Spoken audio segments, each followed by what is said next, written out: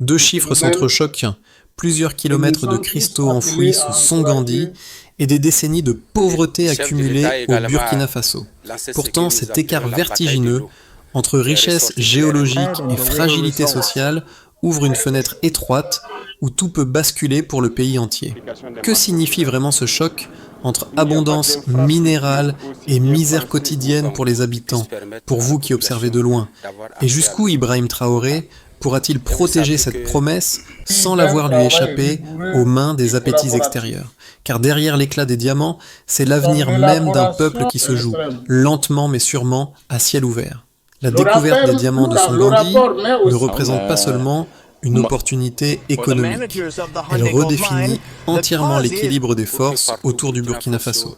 Au cœur de cette promesse se trouve un bénéfice simple mais crucial: offrir enfin au pays une marge de manœuvre souveraine durable, loin de la tutelle financière et politique qui l'a trop longtemps freinée. Pour y parvenir, les choix faits aujourd'hui détermineront si cette richesse devient un moteur de transformation ou un piège déjà vu ailleurs en Afrique. Mais derrière les discours d'optimisme, un risque grandit silencieusement. La pression extérieure s'intensifie, les convoitises se multiplient et la moindre faille pourrait inverser brutalement la trajectoire du pays. Les premières négociations ont déjà montré que les acteurs internationaux voient ce gisement comme un levier stratégique, bien plus que comme une opportunité économique banale. C'est pourquoi la question centrale n'est plus seulement que rapportera cette découverte, mais qui aura réellement le pouvoir de décider de son avenir. Un détail passé sous silence pourrait pourtant tout changer. Voici une transition liée à une transition douce liée à Micro-Hook, car la valeur des diamants n'est rien sans le contrôle de celui qui les protège. Les premiers relevés géophysiques n'étaient censés être qu'une vérification de routine. Pourtant, un signal anormal mesuré à plus de 18 mètres de profondeur a tout fait basculer en quelques heures. Lorsque les experts ont comparé ces données à celles des satellites, une même conclusion s'est imposée. La formation cristalline sous Songandi dépassait tout ce que le pays avait jamais enregistré. Ce basculement soudain a placé le Burkina Faso dans une situation paradoxale. Un territoire souvent perçu comme périphérique se retrouve au centre d'une dynamique mondiale où se mêlent ressources stratégiques, souveraineté et compétition géopolitique. À mesure que les confirmations scientifiques s'accumulaient, les premières réactions internationales sont devenues plus insistantes, révélant à quel point ce gisement pouvait reconfigurer les rapports de force dans la région du Sahel. Les gouvernements voisins, les multinationales minières et même certaines puissances étrangères ont cherché à obtenir des informations privilégiées, parfois avant même que la Commission nationale n'achève ses travaux préliminaires. C'est dans ce climat de précipitation que le rôle d'Ibrahim Traoré s'est affirmé. Conscient de l'effet d'entraînement qu'une telle découverte pouvait créer, il a imposé un cadre strict autour des investigations scientifiques, verrouillant l'accès aux sites, limitant les fuites d'informations et renforçant la présence militaire dans la zone. Il ne s'agissait pas seulement d'éviter des ingérences, il fallait empêcher que le pays ne devienne dépendant des intérêts extérieurs avant même d'avoir compris l'ampleur de ce qui se trouvait sous ces montagnes. En parallèle, les experts nationaux et partenaires géologues ont reconstruit la chronologie de la découverte. Une anomalie détectée, une vérification croisée, puis la confirmation d'une structure cristalline s'étendant potentiellement sur plusieurs kilomètres. Ces éléments techniques, d'apparence froide, ont pourtant servi de déclencheur à un débat brûlant. Comment transformer une richesse brute en un avenir durable, sans répéter les erreurs observées dans d'autres pays riches en ressources mais pauvres en gouvernance. Derrière cette question, un enjeu central se dessinait déjà, discret mais décisif. Qui contrôlera réellement la temporalité de l'exploitation et donc la trajectoire du pays pour les décennies à venir? Au moment où la nouvelle a éclaté, la plupart des regards se sont tournés vers les ingénieurs locaux qui avaient participé aux premières analyses. Parmi eux, un jeune géologue formé à Ouagadougou avait été le premier à remarquer que l'écho sismique ne correspondait à aucune structure connue. Dans son rapport initial, rédigé presque à contre-cœur par peur d'être contredit, il soulignait une irrégularité inhabituelle dans la densité cristalline, remarque qui, en quelques jours, allait devenir un élément déterminant pour la validation du gisement. Un second cas illustre encore mieux la dynamique naissante. Sur le terrain, une équipe mixte composée de spécialistes burkinabés et de techniciens chinois avaient procédé à des prélèvements supplémentaires. Lorsque les premiers échantillons ont confirmé une concentration exceptionnelle de carbone cristallisé, l'information est remontée directement jusqu'au comité scientifique, déclenchant une accélération sans précédent dans la chaîne de décision. Ces validations successives, pourtant purement techniques, ont immédiatement produit un effet politique. Les demandes de rendez-vous de diplomates étrangers ont triplé en moins d'une semaine, et les premières offres de partenariat sont apparues avant même que la commission n'ait fixé son protocole de travail. C'est dans cette phase précoce qu'Ibrahim Traoré a dû ajuster sa stratégie. Face aux signaux d'intérêt agressifs de plusieurs multinationales, il a décidé de renforcer la supervision du site en déployant une unité spécialisée chargée de sécuriser les opérations. Ce choix, perçu par certains comme une démonstration de force, visait surtout à préserver un espace décisionnel encore fragile, alors que le pays n'avait pas encore mesuré toutes les implications du gisement. Ces premiers jours ont révélé une réalité simple, mais cruciale. Chaque détail technique pouvait devenir un accélérateur ou une menace selon la façon dont il était interprété. Voici une transition liée à une transition douce liée à SOWAT. Le levier technologique devient puissance politique. Tout commence par une alerte. Un rapport interne, d'abord discret, signale une anomalie répétée dans les relevés géophysiques. Les techniciens pensent à un dysfonctionnement banal, puis un second relevé confirme exactement la même signature cristalline. Une équipe élargie est dépêchée en urgence vers Sangandi. Les premiers prélèvements s'enchaînent, les densités minérales dépassent les seuils attendus. Un message court, presque laconique, est envoyé au ministère. Formation inhabituelle, profondeur stable.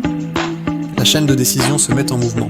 Les mesures sismiques sont croisées avec les données satellitaires. Le volume estimé du gisement fait l'effet d'un électrochoc. Très vite, l'information franchit les murs des institutions. Les ambassades s'agitent. Les entreprises minières activent leurs relais. Les spécialistes étrangers demandent des réunions d'urgence. La pression augmente avant même que les analyses ne soient achevées. Le gouvernement comprend que la fenêtre d'action est minuscule. C'est là que Ibrahim Traoré intervient. Il ordonne un cordon de sécurité autour du volcan Songandi. L'armée verrouille les accès. Les drones de surveillance sont déployés. Les communications internes sont cryptées. Le site devient zone stratégique. Les multinationales insistent. Certaines proposent une coopération technique immédiate. D'autres envoient des experts indépendants pour tenter d'obtenir des échantillons. Les chancelleries, les séries régionales multiplient les mises en garde diplomatiques. Le discours sécuritaire enfle. Des rumeurs de sabotage circulent dans plusieurs capitales. Les réseaux sociaux s'embrasent. Les médias internationaux formulent des hypothèses contradictoires. Richesse historique, instabilité politique, risque militaire. Le Burkina Faso entre dans le cycle d'une visibilité brutale. Pendant ce temps, la Commission nationale valide progressivement les données. Chaque confirmation augmente la tension. Le pays se retrouve face à un choix structurant. Exploiter vite ou construire un cadre souverain avant toute extraction. La panique n'est pas visible, mais l'accélération est réelle. Dans les couloirs du pouvoir, les conseillers analysent les scénarios. Le ministère de la Défense rédige des notes confidentielles. Les experts en ressources naturelles signalent que plus l'annonce est retardée, plus les risques d'ingérence augmentent. Le président, lui, temporise. Il exige un protocole rigoureux pour éviter tout précédent de malédiction des ressources. Il refuse les négociations bilatérales précipitées. Le peuple apprend la nouvelle. Les marchés s'arrêtent un instant. Les visages oscillent entre fierté et incrédulité. Les jeunes imaginent de nouvelles perspectives. Les familles redoutent une déstabilisation. Les groupes religieux organisent des rencontres pour prier pour la sagesse. Les intellectuels débattent de souveraineté et de dignité. Les voisins observent en silence, inquiets de l'ascension soudaine du Burkina Faso. À l'international, les réactions varient. Donc c'est un mot d'encouragement, de félicitations et surtout les encourager encore. D'autres menacent implicitement d'isolement diplomatique. Les analystes géopolitiques examinent chaque geste de Ouagadougou. Les ONG alertent sur les risques environnementaux. Les marchés financiers spéculent sur les futures concessions minières. Mais au centre du tourbillon, une constante demeure, le contrôle du gisement devient synonyme de contrôle du destin national. Et la posture ferme d'Ibrahim Traoré envoie un message clair. La souveraineté n'est pas négociable. Les premières estimations officielles ont apporté un socle chiffré indispensable pour mesurer la portée réelle de la découverte de Songandi. Le premier indicateur, sans doute le plus frappant, repose sur la profondeur moyenne mesurée à environ 18 mètres. Ce chiffre, en apparence technique, montre que la formation cristalline est suffisamment accessible pour réduire drastiquement les coûts d'extraction préliminaire. En pratique, cela signifie que la logistique initiale ne nécessitera pas d'infrastructures lourdes, une économie majeure pour un pays dont les capacités industrielles demeurent limitées. La seconde mesure provient des analyses spectrométriques. Les laboratoires ont évalué que la valeur potentielle du gisement pourrait dépasser les 10 milliards de dollars. Cette estimation donne au pays un horizon économique rarement observé dans son histoire récente. Même en intégrant les incertitudes usuelles, cette projection bouscule entièrement l'équilibre régional et redéfinit les rapports de force dans le Sahel. Elle confirme également que la découverte n'est pas symbolique, mais qu'elle pourrait devenir l'un des piliers économiques de la prochaine décennie. Enfin, les experts ont estimé que si l'exploitation démarrait dans un cadre structuré, le rendement annuel pourrait atteindre 500 millions de dollars. Ce chiffre illustre à quel point la ressource pourrait financer des programmes sociaux ambitieux sans dépendre d'acteurs extérieurs. Il renforce aussi l'idée que la gestion prudente sera déterminante, car un tel flux financier pourrait transformer le pays en quelques années seulement. Ces trois mesures, bien que présentées avec réserve, ont immédiatement eu des répercussions politiques. Elles ont permis au ministère clé de simuler différents scénarios d'investissement, de prévoir la distribution budgétaire et surtout de bâtir un plan d'autonomisation progressive. Les discussions internes ont soudainement pris une nouvelle dimension. Il ne s'agissait plus seulement de protéger un site minier, mais de définir un modèle de gouvernance capable de résister aux tensions internationales. C'est dans cette phase cruciale que Ibrahim Traoré a exigé la création d'un fonds souverain pour canaliser les revenus futurs. L'objectif n'était pas simplement d'épargner, mais d'installer une discipline financière empêchant toute captation par des intérêts privés ou étrangers. Cette décision a rassuré une partie de la population, encore marquée par les erreurs historiques observées dans d'autres pays riches en ressources. L'intention était claire, éviter que la manne des diamants ne renforce les inégalités ou ne crée un environnement propice à la corruption. Sur le terrain, les équipes techniques ont multiplié les modélisations. Elles ont recalculé les risques d'érosion, réévalué la capacité des sols à accueillir des installations minières et anticiper les besoins énergétiques du site. Ces analyses moins médiatiques que les annonces économiques ont pourtant joué un rôle essentiel dans la planification. Elles ont permis d'identifier des zones à préserver, d'établir des marges de sécurité environnementale et d'éviter les erreurs majeures qui auraient pu compromettre le projet. L'ensemble de ces données forme désormais un cadre méthodologique solide, comprendre pour anticiper, mesurer pour décider. Et au cœur de cette équation, une certitude s'impose. La justesse des chiffres pourrait devenir la meilleure défense du Burkina Faso face aux pressions extérieures. Le débat autour de l'exploitation des diamants de Songandi s'est rapidement structuré autour de deux positions opposées, mais toutes deux cohérentes. Le premier courant défend une extraction rapide, arguant que le Burkina Faso ne peut pas se permettre d'attendre davantage. Pour ses partisans, l'ouverture immédiate du site permettrait de générer de la liquidité, de moderniser les infrastructures essentielles et de créer en quelques mois un nombre considérable d'emplois locaux. Il rappelle que l'économie du pays souffre depuis longtemps de cycles de stagnation et que retarder l'exploitation reviendrait à laisser la population dans la précarité, alors que la richesse se trouve littéralement sous leurs pieds. Enfin, ils estiment qu'une mise en production rapide renforcerait la position géopolitique du pays, l'aidant à s'imposer comme un acteur économique crédible dans la région. Face à eux, un autre groupe plaide pour la prudence. Selon cette vision, l'exploitation non maîtrisée pourrait reproduire les erreurs historiques observées dans d'autres pays riches en ressources naturelles. Ils redoutent une concentration des bénéfices entre les mains d'une élite, une dépendance accrue vis-à-vis d'investisseurs étrangers et une fragilisation des équilibres sociaux. De plus, il rappelle que l'écosystème du Sahel est particulièrement fragile et que toute activité minière mal encadrée pourrait provoquer des dommages irréversibles. Pour eux, la souveraineté réelle ne se mesure pas à la vitesse d'exploitation, mais à la capacité de contrôler l'ensemble de la chaîne décisionnelle. La réponse intermédiaire, portée avec fermeté par Ibrahim Traoré, s'enracine dans les faits déjà établis. La taille exceptionnelle de la formation cristalline, l'intérêt marqué des puissances étrangères et les tensions géopolitiques naissantes. En combinant ces éléments, sa position devient un contre-argument robuste, une exploitation progressive, sous contrôle national strict, et Store est le seul moyen d'éviter à la fois la précipitation risquée et l'immobilisme stérile. Elle permet de protéger le pays contre l'ingérence, de maintenir une souveraineté claire sur les ressources et d'assurer que les bénéfices redeviennent réellement à la population. Ainsi, loin d'être un compromis faible, cette approche se présente comme la stratégie la plus rationnelle face à un gisement dont la valeur attire autant qu'elle menace. Tout bascule d'un mot. Ce renversement intervient lorsque la Commission nationale confirme officiellement que le gisement n'est plus une hypothèse mais une réalité stratégique. Cette validation, pourtant attendue, agit comme un multiplicateur d'incertitudes. Elle attire de nouvelles pressions diplomatiques, déclenche des discussions feutrées entre puissances étrangères et place le Burkina Faso au cœur d'un jeu qu'il n'a pas choisi.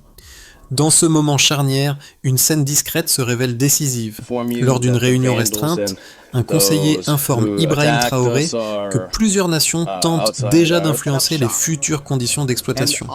Le président écoute, ne réagit pas immédiatement, puis demande que chaque proposition étrangère soit archivée, classifiée et transmise ensuite à la commission pour examen collectif. Ce geste, apparemment administratif, change pourtant l'équilibre. Il ferme la porte aux négociations bilatérales opaques et impose une transparence qui surprend même certains partenaires régionaux. C'est ce tournant. Ce voici une transition liée à une transition douce liée à midpoint réel qui redéfinit la suite. À partir de là, les discussions ne portent plus seulement sur l'existence des diamants, mais sur la capacité du pays à imposer ses règles dans un environnement où la moindre faille pourrait coûter sa souveraineté. Le récit, jusque-là technique, devient éminemment politique. Les conséquences de la découverte de Songandi se déploient déjà dans 4 directions distinctes, chacune révélant une transformation profonde du Burkina Faso. Niveau national, voici une transition liée à une transition douce liée à NN. Sur le plan intérieur, l'annonce du gisement a déclenché un mouvement d'énergie inédit. Les investissements publics se réorganisent, donnant la priorité aux infrastructures routières, aux centres de formation minière et aux programmes éducatifs. Les premières études commandées par le gouvernement montrent que les régions autrefois marginalisées pourraient devenir des zones stratégiques, modifiant la carte même du développement national. Cependant, cette redistribution accélérée crée aussi des tensions entre communautés, chacune espérant bénéficier prioritairement des retombées économiques. C'est pour apaiser ces attentes qu'Ibrahim Traoré a imposé un dispositif de suivi citoyen destiné à surveiller l'affectation des fonds. 2. Dimension diplomatique. Voici une transition liée à une transition douce liée ADN. À l'international, la trajectoire du pays a changé de manière spectaculaire. Des États qui jusque-là considéraient le Burkina Faso comme un acteur périphérique cherchent maintenant à établir des partenariats privilégiés. Les visites diplomatiques se multiplient, la plupart cherchant à comprendre la stratégie future du pays. Les puissances régionales évaluent comment cette nouvelle richesse pourrait modifier l'équilibre du Sahel, notamment en matière d'influence militaire et économique. Et cette montée en importance s'accompagne aussi de nouvelles frictions, car certains États redoutent que le Burkina Faso ne gagne trop rapidement en autonomie et en poids stratégique. 3. Voici une transition liée à une transition douce liée à AND. Sur le terrain social, les réactions se mélangent entre espoir et prudence.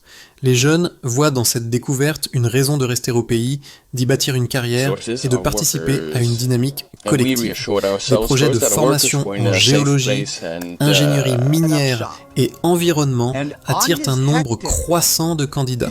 Dans les villes, de petites entreprises émergent pour anticiper la demande future liée aux activités minières. Mais en milieu rural, la crainte d'être oublié subsiste, alimentée par le souvenir d'anciennes politiques de développement inégalitaire. Le gouvernement tente d'y répondre en préparant un plan de compensation territoriale encore en discussion dans les ministères. 4. Voici une transition liée à une transition douce liée à KV. Le volet sécuritaire connaît également une évolution notable. Les frontières nord et est, traditionnellement vulnérables, deviennent des zones sensibles, car susceptibles d'être ciblées par des groupes armés cherchant à perturber la stabilisation du pays. L'armée renforce ses positions, tandis que les partenaires régionaux attendent d'Ouagadougou un rôle plus assumé dans la sécurité collective. L'exploitation future du gisement nécessitera des corridors logistiques sécurisés, ce qui pourrait entraîner la réorganisation complète de la stratégie militaire nationale. Ces ajustements modifient la place du Burkina Faso dans l'architecture sécuritaire du Sahel, où il pourrait bientôt jouer un rôle moteur plutôt que défensif. À travers ces 4 axes, une certitude émerge. La découverte ne transforme pas seulement l'économie, elle redéfinit la position du pays dans chaque couche de son existence collective. À mesure que la dynamique autour de Songandi s'intensifie, 3 trajectoires possibles émergent pour les 6 à 12 prochains mois. Elle repose sur les décisions politiques déjà annoncées, sur les tensions diplomatiques observées et sur la capacité du pays à maintenir une gouvernance cohérente face aux pressions. Scénario de base, croissance maîtrisée et stabilité vigilante. Dans cette trajectoire, le Burkina Faso avance prudemment mais fermement. La Commission nationale poursuit ses travaux, les audits se succèdent et le fonds souverain, voulu dès le départ par Ibrahim Traoré, devient un outil structurant pour absorber les premiers flux financiers. Les partenaires étrangers acceptent progressivement les règles imposées par Ouagadougou, même si certains tentent toujours d'obtenir des ouvertures plus favorables. Sur le terrain, les premières infrastructures de soutien prennent forme: routes, centres logistiques et espaces de formation. L'économie gagne en stabilité, la classe moyenne commence à s'élargir, et le pays reste attentif aux risques environnementaux et aux tentatives d'ingérence. 2. Scénario optimiste, expansion rapide et reconnaissance internationale. Dans cette version, la gestion exemplaire du gisement devient un modèle régional. Le Burkina Faso parvient à nouer des accords transparents et équilibrés avec ses partenaires, sans céder sur la souveraineté. Les flux financiers soutiennent massivement les secteurs de l'éducation, de la santé et de l'énergie, transformant la dynamique sociale du pays. La diplomatie burkinabé prend alors une dimension nouvelle. Les États voisins cherchent à coopérer. Les institutions internationales saluent la gouvernance et le pays devient une référence dans le débat mondial sur la gestion durable des ressources. Ce scénario repose néanmoins sur une condition essentielle: maintenir une cohésion interne forte face aux ambitions personnelles et aux pressions extérieures. 3. Scénario pessimiste, fragmentation sociale et crise politique. Ici, les tensions internes explosent. Certaines factions contestent la répartition des retombées, des accusations de favoritisme circulent, et les groupes d'intérêt se multiplient autour du gisement. Les puissances étrangères, profitant de ce climat, intensifient leur pression et cherchant à influencer les décisions stratégiques. Le climat social se tend, des manifestations surgissent sporadiquement et la stabilité politique du pays est mise à rude épreuve. Dans ce contexte, la souveraineté devient difficile à préserver et l'exploitation du gisement risque de se faire dans des conditions défavorables compromettant les ambitions initiales. Au croisement de ces 3 voies, une règle demeure.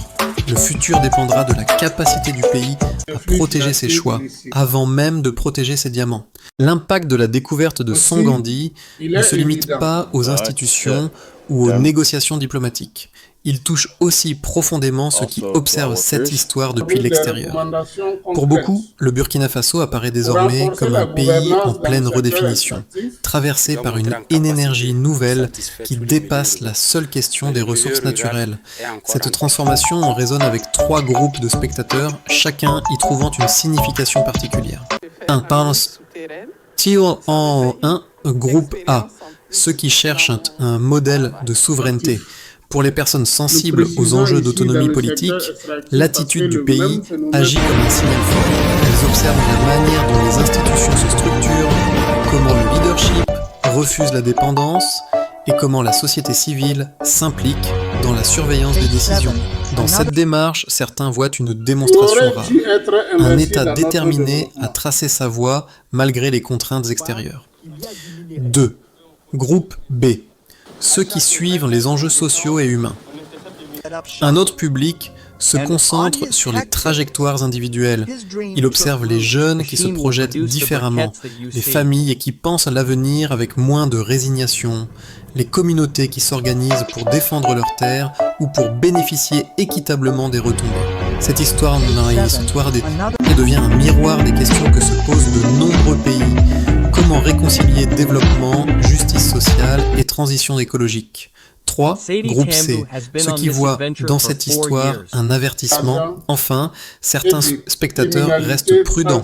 Ils perçoivent les risques de fragmentation, les tensions entre intérêts locaux et internationaux et les dangers liés à l'exploitation de ressources stratégiques. Pour eux, l'expérience du Burkina Faso illustre à quel point une richesse soudaine peut transformer un pays pour le meilleur ou pour le pire selon la rigueur de sa gouvernance. À travers ces regards multiples, une intuition commune se dégage. Ce qui se joue ici dépasse un gisement et raconte la manière dont un peuple peut choisir sa dignité. Alors que les tensions, les espoirs et les pressions s'entrecroisent autour de Songandi, la question essentielle devient: comment transformer cette découverte en trajectoire durable? Un plan en 5 étapes se dessine progressivement, porté par les institutions nationales et consolidé par la volonté affirmée d'Ibrahim Traoré de préserver la souveraineté du pays. Étape 1. Consolider les institutions de contrôle. La base du dispositif repose sur des audits indépendants, des mécanismes de transparence publique et la surveillance citoyenne. L'objectif est simple: empêcher toute captation privée ou étrangère et garantir que chaque décision reste traçable. Étape 2. Installer un fonds souverain robuste. Ce fonds devient le réceptacle des revenus miniers futurs.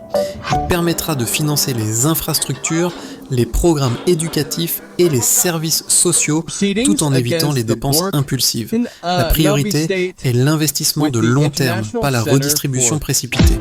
Étape 3. Diversifier l'économie au-delà du diamant. L'enjeu est d'éviter la dépendance à une seule ressource. L'agriculture durable, les énergies renouvelables, la transformation locale et les technologies extractives doivent devenir les nouveaux piliers de la croissance. Étape 4. Établir des partenariats équilibrés.